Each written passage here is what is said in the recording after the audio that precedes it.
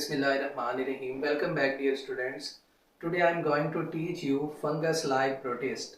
और इस टॉपिक के अंदर हम एक स्लाइम मोल्ड जिसे मैक्सोमाइकोटा कहते हैं और सेकंड वाटर मोल्ड को डिस्कस करेंगे। फंगस लाइक प्रोटिस्ट को फंगस लाइक इसलिए कहते हैं क्योंकि इसमें कुछ खसूसियात ऐसी हैं, कुछ प्रॉपर्टीज ऐसी हैं जो कि फंजाई से रिजेंबल करती हैं।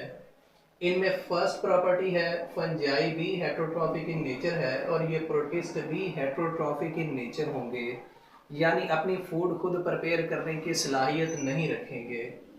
फंजाई के अंदर भी हाइफा पाए जाते हैं और इन प्रोटिस्ट के अंदर भी हाइफा पाए जाएंगे।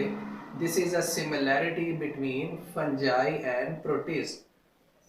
उसके बाद अगर डिसिमिलैरिटीज की बात करें तो कैरोटिनॉइड्स जो कि इन हमारे पास प्रोटिस्ट के अंदर पाए जाते हैं और फंजाई के अंदर ये कैरोटिनॉइड्स नहीं होते।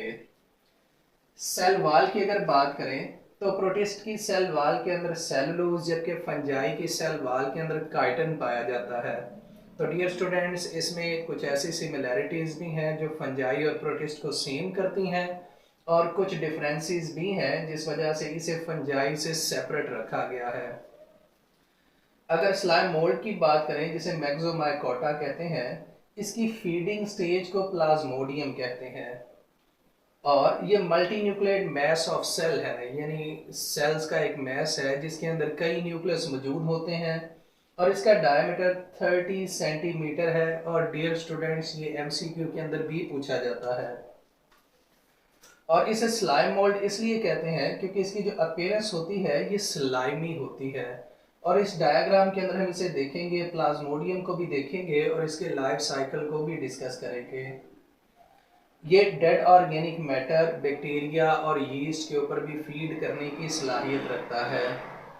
उसके बाद अगर लाइफ साइकिल की हम बात करें तो लाइफ साइकिल के अंदर हमारे पास ये डियर स्टूडेंट्स फ्रूटिंग बॉडी है स्लाइम मोल्ड की। इसके ऊपर स्पोरेंजिया बनता है। ये जो स्फेरिकल आपको स्ट्रक्चर नजर आ रहा है ये स्पोरेंजिया है। स्पोरेंजिया में मियोसिस होगी और मियोसिस के नतीजे में 1n स्पोर बनेंगे।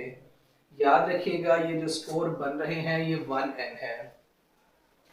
जैसे ही स्पोर इन्वायरमेंट के अंदर आते हैं ये जर्मिनेट करते हैं और जर्मिनेट करके फ्लैजिलेटेड सेल, अमीबाइड सेल या स्वार्म सेल बनाते हैं।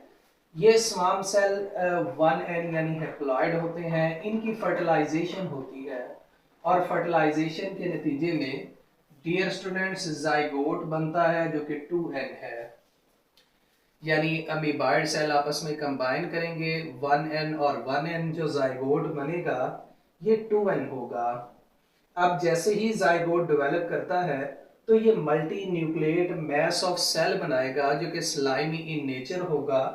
इसे हम प्लाज्मोडियम कहते हैं, यानी ये फीडिंग स्टेज इसकी कहलाएगी और ये 2n है। इसके बाद ये मजीद डेवलप करता है और डेवलप करने के बाद फ्रूटिंग बॉडी दोबारा स्पोरेंजिया बनाएगी और स्पोरेंजिया के अंदर मियोसिस होगी। मियोसिस के नतीजे में हैप्लॉइड स्पोर बनेंगे और हैप्लॉइड स्पोर दोबारा फ्लैजिलेटेड स्वार्म सेल बनाएंगे और ये स्वार्म सेल आपस में कंबाइन करेंगे और ये लाइफ साइकिल इसी तरह डियर स्टूडेंट्स चलता रहता है। और ये जो हमारे पास प्लाज्मोडियम है जो कि इसकी फीडिंग स्टेज है, ये ग्रोथ एंड रिप्रोडक्शन की स्टडी करने के लिए भी इस्तेमाल होता है। साइटोप्लाज्मिक स्ट्रीमिंग भी इसके अंदर देखी जा सकती है और साइटोस्केलेटन का एग्जामिनेशन भी इसके अंदर किया जा सकता है। अगर हम वाटर मोल्ड की बात करें तो ये ओमाइकोटा से बिलोंग करता है। ये एशियन ग्रुप है। This is a Asian group. इसकी सेल वॉल के अंदर सेलुलोज पाया जाता है और हाइफा सिनोसिटिक है। सिनोसिटिक से मुराद है इसके जो हाइफा थ्रेड लाइक स्ट्रक्चर हैं इस तरह, इनमें न्यूक्लियस एक से ज्यादा एग्जिस्ट करते हैं, इनके अंदर सेप्टम नहीं पाई जाती।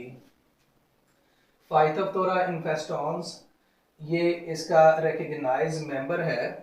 ये क्या करता है, इसकी वजह से एक बीमारी आई जिसे आयरिश फेमाइन 19वीं सेंचुरी यानी 19वीं सदी के अंदर आयरिश फेमाइन, आयरलैंड के अंदर एक कहत आया और ये लेट ब्लाइड पोटैटो की वजह से आया, यानी वहाँ के लोगों की जो मेजर डाइट थी, जो फीडिंग सोर्स था वो पोटैटो था। इस वाटर मोल्ड ने उसके ऊपर अटैक किया। अटैक करने के बाद वहाँ पर पोटैटो को ख़राब करना शुरू कर दिया और इससे बहुत सारे वहाँ के जो लोग हैं वो डाई करना शुरू हो गए। This is called Irish famine, जो कि 19 सेंचुरी के अंदर आया था। अब याद रखिएगा, इसे वाटर मोल्ड इसलिए कहते हैं क्योंकि ये उस सरफेस के ऊपर ज़्यादा ग्रो करता है जहाँ वाटर होता है।